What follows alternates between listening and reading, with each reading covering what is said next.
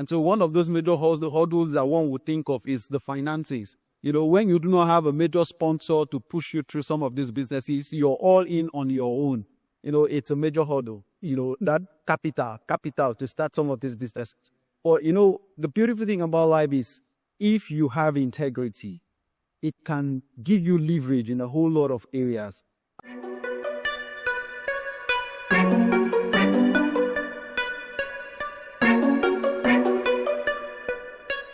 Hello guys, welcome to another edition of the Founders Dive, and this time we are bringing to you a very interesting series. This is the Meeting the Entrepreneurs series, and this time we're taking Calabar to the world, and we're not just taking Calabar to the world this time, we're bringing the world to Calabar because there are a lot of nice guys and people in Calabar. I will today is my co-host. We introduce ourselves. Alright, so I'm Offiong, Ikpeme. They call me the skills lord, Yeah. And this series is going to be a very amazing session where we bring in amazing entrepreneurs who are doing so well in their various field.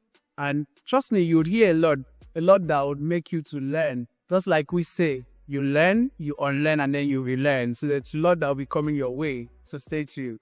Alright guys, so today we have a very interesting guest. My co-host is going to introduce the guest. I just want to tell you that this podcast is something that you should stick to, because here we are not just talking. We want you to learn from direct entrepreneurs, people who are in the field doing business. So, like the name Dive, we want the entrepreneurship that is data-driven, insightful, visionary, and empathic.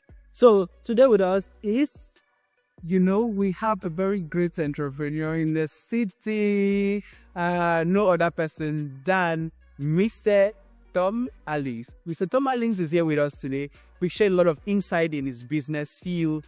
Trust me, I don't want to say a lot. Yeah, so Mr. Tom Alims, welcome to the show. Thank you so very much. Good to meet you. Glad to be here.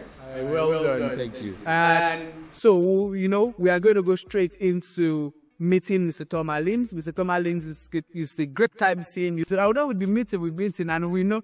And beyond meeting him physically, we've been seeing him on the show. Yes, Mr. Tom Alims is doing a whole lot. And trust me, I don't know if you know, you're a motivation to a lot of people in Calabar. Not just Calabar, Cross River State at large. Even me, most times, when we feel like giving up, you turn, you look, I see Mr. Tom Alims is doing that. We need to push. So, thank you first for being a motivation. Thank you for not giving up in Cross River State, because it's not easy. Thank you. So, Mr. Tom Alims, quickly would like you to introduce yourself the way you want to be known. If you want me to introduce myself the way I want to be known, I always like to keep me very short. Okay, my name is Tom Alims. I'm from the Kuala Lumpur government here at Cross River State. Business has been my thing from way back when I've been in school, and in Calabar at the moment, I run a couple of businesses, and so let me just mention the one after. Okay, I run TA Brains. That's one of my major businesses. I think that's one of the business that has been with me as way back as when I was still very young and in school. That business helped me to sort out a whole lot of things in school until I graduated. And even while I got paid employment, I was still doing my printing business. At the point, I think my manager told me once that, bro, if this kind of money I'm seeing in your accounts is from your business, what are you doing? It's the latest space I go and pursue your job. So go and pursue your business. So TA Prints is one of my businesses. And then sometime about 3 years ago, I delved into selling printing papers. And so I also run TA Paper House. That's more or less like one of the major businesses now I run. And then I run my errand boy delivery services. That's the logistics. That's the logistics arm of our business. And then the business I don't talk too much about, but that most likely gives me the more money, is the Tom Alims Nigeria Enterprise. That's the business where we sell what I now have branded Farm Fresh rice. That's our brand of rice, Farm Fresh rice, purely local Nigerian rice, distone polished. Oh, distone and polished, yeah. So that's and it's here in Cross River State. Yes, it's first plastic. So that's those are, for now, I would say those are the businesses I run, and by God's grace, it's been very successful. Running all of these businesses, providing services to people, providing products that serve the hopes of a whole lot of people, and meeting the printed needs of organizations, individuals, and corporates. What? So that's like very, very amazing because I would say this is a jack of many trades. Well, yeah, because I actually do not believe in all trade. I said that nobody can really do all trade. But the truth is that you can be good at a lot of things. And I took something from what you said. Processes. It didn't start all the business at a J. It started one at a time. So I think that will now lead me to the next question. Because we'll then say, okay, so what are the hurdles? Were there any hurdles in building this business to where you are today? Sincerely, they're the big hurdles. Anyone who says he or she is running business without all those, the person is not being truthful. Most of my businesses, almost always start with nothing, absolutely nothing. And so one of those major hurdles that one would think of is the finances. When you do not have a major sponsor to push you through some of these businesses, you're all in on your own. It's a major hurdle. That capital to start some of these businesses. Or, the beautiful thing about life is if you have integrity, it can give you leverage in a whole lot of areas. I always tell some persons who come close to me that I'm that one young person that goes into businesses that customers entrust almost all the resources needed to execute some of their orders to me. So without thinking twice, before I even deliver. And so I think that has always helped me. So one of the hurdles I've always had is that resource when we were starting, the capital to do some of these things. So it's not there. I had to leverage on my personal integrity, to see how I can keep myself going. And then the cost of doing some of these businesses, logistics too, has always been a great challenge in the course of doing business. More especially if I look at my agri business and my K-pop business. These two businesses see me relying on logistics every week, like almost every week. So drivers trying to move goods from one point to the other point, it's a big challenge. Sometimes customers have ordered goods, and for me to just move the goods from point A to point B, even when you have money to pay the driver, settle everything, you would do. But somehow, some way, they will always disappoint you. And at those points, they leave you in the mercy of your customers, disappointing them. I know they wouldn't know the tradition, your body, your brand, and you are not careful. So some of these things. And then the government too. It's not made easy doing business in this city, truly. Sometime, think about 3 months ago, some of these, I'll call them touts, who come around to ask for one revenue, one receipt and the other. At some point, when they came, I had to take one of those demand notices they brought to the ministry. At this point, we shouldn't be afraid to approach some of these ministries. I took the demand notice to verify if it's true. And I was told it's fake. So when those boys came there, And they have ID, they'll come with different ID card. They'll do. Or reflective. Truly. So when I noticed it, they were fake and they came threatening they'll shut down the shop and all of that, I just told them that, see, if you leave this place and you ever come back here, I'll lock you guys inside my shop. I'll bring police and arrest all of you. Funny enough, since then till this day, They just know that this was all the same. I will notice it. So multiple taxation from the government has also been a big challenge. And then there's something about my business that I always added as a challenge when I'm talking about challenges in business. Customers disappointing me. Because of how trustworthy I am, I tend to have such trust on my customers too. So some would not pay for services and I'll do delivery your node, just believing that they should understand that it should not look like you're now begging to collect the money. It is that. So it's can be that shit. It's entirely called with the cost of doing business, and that has made me lose so much of money, hundreds of thousands. Some I just get tired. I wouldn't even want to bother you again. I just keep I think recently I've been in that shoes where I got to, I think I was an interface between the person and the person who was doing the production. I had to use my own money to pay the production guy to produce. And then when it was time to collect the money, it was as if I was now begging to collect. Every morning I was sending reminder. I might even go as far as say, how was your night? Just in my own money. That's very easy. All right, so before now, we know I have a little knowledge that you went to the banking sector. So quickly, before we proceed, what really made it sick? The bank. Yes. Okay. That was in 2013. I rounded up youth service in 20. I think I was out of school 2012. And so between 2012 and 2013, I was waiting for youth service and all of that. And then the opportunity came. My friend was working in one of the big commercial banks, reached out to me while I was waiting that, Tom, there's opportunity to work here and you do not need the youth service. It's a teller job. And so you can come in while you're waiting for your youth service. And so I gave it the shot, and it wasn't an easy phase. Then traveling from Abuja almost every week to Port Harcourt for one interview phase or the other until I got the job and started working in that bank. I think June 2013, that was when I started working in the bank. Like I said earlier, it was in the course of working in the bank. While working in the bank, it wasn't funny because I was already doing business before. I wasn't idle when she called me to come work in the bank, but for me, I just felt that, okay, there was this kind of prestige working in the bank. So I said, okay, let me trade off where you're at these steps to work in the bank. Let me see what it will look like. I was working, then my salary was 40,000 naira. So what I used to do then was I work in the bank from Monday to Friday. By Friday, I am trying to round up everything at 4 or at most 4:30 so that I can start moving out of the location of the bank to where I do my printing business, because my printing business was only done in Benue State while I was working in Abuja. So you have to pay transport to that is So most times, Friday evenings, as others are rounding up and having a good time in the evening, me, I'm already off the laptop. That was the hustler. So I would go start my work with my graphic guys who work through Friday night to Saturday morning. Saturday morning, I begin production. When I finish everything in production, Sunday, I am off back to Abuja. I deliver by Sunday evening. I should be able to deliver some of the jobs. The one I can't deliver, I keep them in my point of contact. And then they come pick it up Monday morning and back into the working. so no rest. That the other mentality.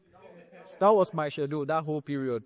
It was quite demanding. It was quite challenging, but I had to give it a shot because I had a passion for the printing business.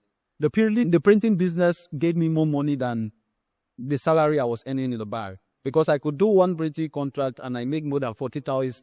You make it more. That's I think on weekend I can make more than the 40,000 I was making as a salary in a month. So there was no way I could leave the printing business to just focus on working as a teller in the bank.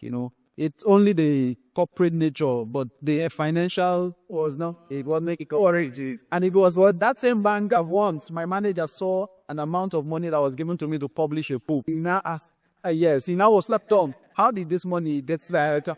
Since I saw business, I'm a printer. It's a client who sent it to me to print it for it. That was when he told me something that has stuck with me till today. Say, Tom, if you can do, one customer can pay this kind of money to your account for a business, I think you should leave this place, sit and focus on business. That thing has been with retail today, and that advice has paid off over The reality is how you were able to do it, because those people can even see a history of money and they still need to learn how to use it. So before I allow Mr. Ken to accept the last question for this session, there's been this trending thing we really want to know. In Calabar is the capital city of Cross River State. We have a lot of concern where we have great entrepreneurs who are doing just like you, or do your little best in your corner, the likes of other people who are doing so well. And then, truthfully, we aren't saying that the government is not trying. Yes, they are doing something in their little corner to do, but just like other states, we've seen what other states, I wouldn't mention, are doing. They are very, very conscious about entrepreneurs.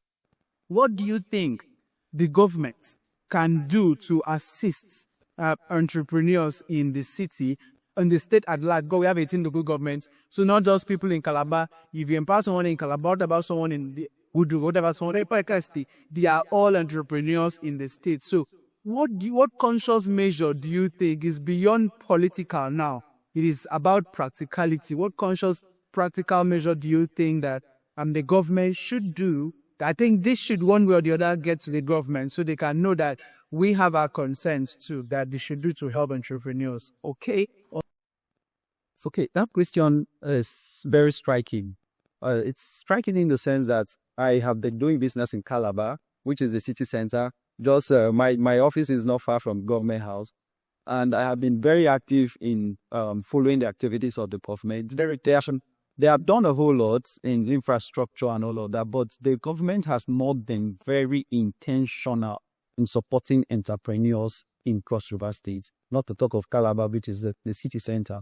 It begins from having a roundtable with entrepreneurs. Now, we're not talking of bringing foreign investors. The ones here, the ones on ground already, who are rendering services, who are creating products, who are contributing to the IGRO of the state. Can we point to any point in time in the course of this administration that the government has had a roundtable with the entrepreneurs here? I can't think of anyone. There have been little activities by one agency of the government or the other to interact or interface with entrepreneurs, but these are not really opportunities to interact with practical entrepreneurs, people who are doing good businesses in the city. It's just been activities trying to see how they can empower people who are trying to maybe come into business or wanting to register their businesses and all of that, which is done through one of the agencies I don't want to mention. But talking about being very intentional to see that they support people who are doing businesses in the state, I don't think the government has been very intentional about that. So the government needs to do better, and it begins with coming up with a government policy that will be directed at entrepreneurs. We know that it has the backing of the House of Assembly and it has the backing of the executive, so that we know that government has said this is what we want to do for entrepreneurs. Every quarter, we want to support entrepreneurs who are in this sector, who are in that sector. You do that. If it is tax waivers that is necessary to give some of these entrepreneurs who are doing so much and employing a whole lot of citizens in the state, government has to state it clearly and do that, So we know that government is interacting with those in the agricultural sector, those in the hospitality sector, those in the fashion sector, those in the transport sector. You see, transporters are lamenting illicitity every day. Either it's one taxation or the other taxation, or one government agency molesting drivers here or molesting drivers there. So they are entrepreneurs. They are contributing every day. If we check the books of Cross River State government and see what the transport generate, one of the highest, generating about Cross River State, generates every day, you would be amazed. But what intentional thing has the government done to support the entrepreneurs who are playing in the transport sector? So I think that's where the challenge is. We need government policy. Then we need government to make funds available to support some of these businesses. If you want to give them grants, give them grants. If you want to support some of these entrepreneurs by giving them soft loans at the barest minimum and in a percentage that will repay as interest, you can do that. The Cross River State Microfinance Bank is there. That's the purpose of establishing that bank, is to help entrepreneurs in the state. But does the government fund the banks enough that if let's say 100 entrepreneurs can go to that place and say they want to access loans from the bank and they'll be able to get it? So I think the government, they are doing well in some areas, but the government has to do better where it has to do with investing in the entrepreneurs in the state. Because when you invest in the entrepreneurs in the state, driving force of it, you would generate a whole lot. I think that point you made is very good, because that's what I just put for that place is the point of being very intentional there. Because the truth is that you hear some people say they are doing, but it's because maybe they are benefiting small. So, and I think we're actually going to talk about that and throw more light on it, because I would like us to know more on what they can do. Because from my own perspective, there was one time I went for this export commission training, and they said there were loans available. But how many people were dashing? You understand? So the truth is that if there are loans, do people know about it? Is the ministry information? Are they giving this information? This information out there, or be for some people. Do you not say government is doing? Government cannot be doing something for public for some people.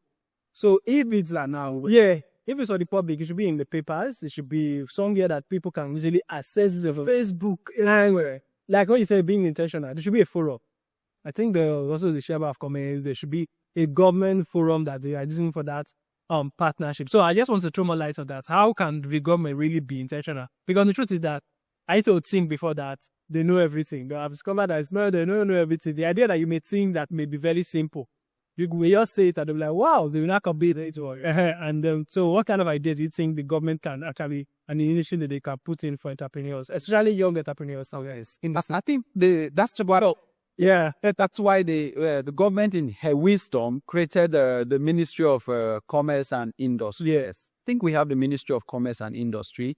It behoves on them as a ministry to come up with a whole lot of activities, a whole lot of programs, to interface with these entrepreneurs. But especially, like we just narrowed down to the young entrepreneurs, the innovators. Government cannot work in isolation. These people are there. Government has to just interface with most of them to harness their potentials. People have raw talents. We always agree that Cross River State is latent with raw talent. People who are looking for opportunities to give their talent expression. People who have ideas. People who have innovative ideas, but the city is just holding them bound. Sometimes they leave this place and they go elsewhere and they do exploits. Yeah. So, the Ministry of Commerce and Industry, you need to interface with these people. You need to hold around. It's not just in Calabar. Don't tell us that. Move out. Go to Akampa. Go to Dupani. Lord, go to Bakassi. Go to the central. Go to the north. Everything does not end here. So that's it. Government has to, when you interface with people, you get to know what their challenges are. Then the ministry also should be able to have some programs that they think would benefit some of these people. And then you sell it to the people. You see, in the course of doing that, you get to hear from the people what they need. You get to present what you have that will benefit the people, benefit the entrepreneurs most especially, and then they're key in. The ones that will benefit that they're key, the ones that they are proposing to you see if it's something you can do, you do. It's all to their benefit. And in the course of doing that, there's mutual benefits between the government and the entrepreneurs. And actually, this is a very great one because we need to speak the truth. We are not against, basically, for me, this is one of the best governments I've met. Yeah. I've seen, since I came back to Calabar full time, this is one of the best governments I've seen. Other governments were good, but this is one of the best in terms of infrastructure. They are tried. They are doing well in interface with the people, listening and all that. So I just believe they would also listen to this plea because they've been listening. So our own cry is just for the government to create forums for entrepreneurs to strive. Just create a better forum for entrepreneurs to strive, a non-political forum. Yes. Because most entrepreneurs are not really interested in politics first. Just few, a handful. So, but we need entrepreneurs forum that can harness our system, that can help us financially, be it grants or loan, that can as well improve our just like you said, the policy. Yeah. Let's bring it. I know a lot of entrepreneurs will be listening to this podcast today. So I just want to also say, wherever you're listening from or you're watching, be it from Obanliku, Ogudu, Ogoja, Endigwe, Odupange, Bakassi, he wants you to also have practical steps. Let entrepreneurs get ready. I know if I can call out some entrepreneurs now, most entrepreneurs will even have a business plan for the existing business that they have. Most entrepreneurs don't have. At least as a CSC business name registration, they don't have, right? They don't have someone they can actually run to. A mentor they can actually run to ask questions. I know you mustn't always assess the mentor at least once in a while.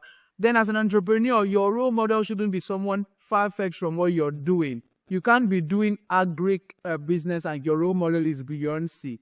Yes, it's a different thing. If you're a musician, yes, it will be... Well, for now, we have to be intentional as young entrepreneurs, right? So let's make because I think one of the things to push it aside is documentation. Yeah. When they call for things and then they now answer the business plan, you don't have. CSC, you don't have. This, you don't have. Because they don't even ask you for your fiscal show most times. They don't ask. If I were adding the cost of that to something as simple as cash book, some business. They don't get there. So if you're doing business, you don't even have any record. You don't have a record. It's a financial statement. So I feel entrepreneurs should first get ready before most of us are ready. We are advocating for people who are ready. And as well, while advocating for people who are ready, we're also advocating that they should be aware. If there's a conscious awareness, entrepreneurs would key in, will start getting ready. So please, entrepreneurs, while we are advocating, you too, get ready, because we believe the government are listening. Very soon, things will come up. So we don't want to advocate, and then when it's time for you to come out, that you not come with you. So yeah, it will be wrapping up the session soon. I'm going to end with this. So Mr. Kennedy would also have a closing session. what major advice do you have for that street entrepreneur, that young person who is frying ching-ching on the road? You know, in Calabar, we have different entrepreneurs.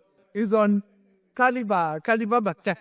So that street entrepreneur, because most of them are looking up to you, what do you think that one word, that thing you tell them, so when they get back home, they think about it to boost their morale? It will be just straight to the point. First, don't give up. Whatever hustle you're doing that is giving you something that is helping you to earn a living, please don't give up yet. Don't give up chasing what is not there. Then secondly, the value that has helped me as a young person in the course of doing business has been integrity, my watchword. If I give you my word, I go all out to see that and I fulfill that. So I try my best hardly to disappoint any of my customers. That's why people recommend me at any point in time where there's opportunity. I supplied rice, about 600 bags of rice last week for a crusade that was held in Calabar here. A military general was the one who recommended I made Abuja. I didn't know they were having that kind of conversation for people who supply rice. The pastor is in Abuja, the military general in Abuja. He just made us recommendation, read my phone number, and I sealed that deal. All a little house of integrity. I didn't get to meet the pastor. I didn't get to meet the general, but I delivered. And the pastor sent me a message this morning to appreciate me for delivery. And as he asked me, what would it cost for me to deliver safe to Adija? Just imagine. So integrity pays a whole lot. So just be consistent with whatever you're doing. Don't give up and do it with the whole of the might. I don't want to say do it because you're a child of God. Just think it. Whether you're an atheist, whether you're a Christian, whether you're a Muslim, just keep your word. As someone is coming to patronize your business, they pay you for a service, don't run away with their money. You promise them to do it A way. Please stick to A way. Don't go and do a B or a C way. Don't do substandard jobs. Don't sell products that are not good. Sincerely, people buy rice from you without seeing me. I just tell them things. No more local rice. It's distilled, it's polished. I don't get to be any other thing, and I keep to my word. And it has been working for me, and I believe it will work for any other person who's very strict on distance. It's on the streets. So thank you very much for having you. So, and I'll be rounding up with that, still on the same line. I want to also advise them more because I think business is a mindset thing. And I tell you, a lot of, just think like, cannot do business in Calabar, business is not working in Calabar. And here you are, business is working in Calabar. And we have people that are doing business in Calabar or still doing business in Calabar. So I want to just speak, if there are 3 things you can say that will help them boost their mindset. I think I was fortunate to kill that mentality of business does not work in Calabar. Funny enough, I was in Abuja before I relocated to Calabar. Yes. When I got married, when I got married in 2017, I was in Abuja. My wife was in Ogoja schooling in School of Midwifery then, but we had to move to Abuja. But she was still coming back to school in Ogoja. So it was Ogoja, Abuja that we were doing. But she became pregnant and at the same point got admission into University of Calabar. So someone had to sacrifice, and that would be me. Because she has 2 things here. Yes, you have to. I need to be close to my wife, who is pregnant and also be going to school and working. And so I had to move over from Abuja to Calabar. And before I left Abuja, that idea of succeeding, Calabar business, then people used to hear that Calabar is civil service state and all of that. This was like 2018. But I think I killed that thought and I came. I said, whatever be the case, I have been a business person and I will succeed in this town. That's the truth. I came into Calabar knowing almost nobody, just a few persons. I rarely come to Calabar, even though I was from Cross River State. So before 2018, I think I visited Calabar just once or twice. So when I came into Calabar, I came in because of my wife. It was like a new. The truth is, I didn't even know streets in Calabar. That's the truth. From the park to the house where I was staying in Calabar South, that was all I knew. I had to start learning to know that this is Goldie, this is Mount Zion. I had to start learning to look for the places where they do printing in Calabar. Because as at 2018, I was even still leaving Calabar to Benway to still do my printing and the Liverpool bus. Yes, that was it. But somehow, some way, I had that belief that I was going to succeed in this town. And I kept at it. I started networking with people who are of like minds, who are in the same industry I am. And one day at a time. We kept building, expanded my everything business to the paper house, to logistics, to doing the rice business. And I've tried a whole lot of things, even in this short period that I've not even mentioned here, but I've succeeded in this town, truly. I may not be where I want to be, but you're heading somewhere. I am heading somewhere, and I'm far from where I is. Please, businesses thrive in this Calabar, no matter how challenging they be. There are areas in this Calabar that I can tell you that people are cashing on millions daily doing business. Yes, they are. They are. It's not everybody that's in Lagos that's making money like some people want. It's not everybody that's in Abuja that's making money like it want in Calabar. That's the truth. It's not everybody that's in Aba, Onitsha, any of those business places that's making money like people want in this town. It's just about knowing what you're doing and doing it exceptionally well. You're not in competition with anybody. Just do your best. Do better now what you're doing and just be good at it. You would make culture on this sector.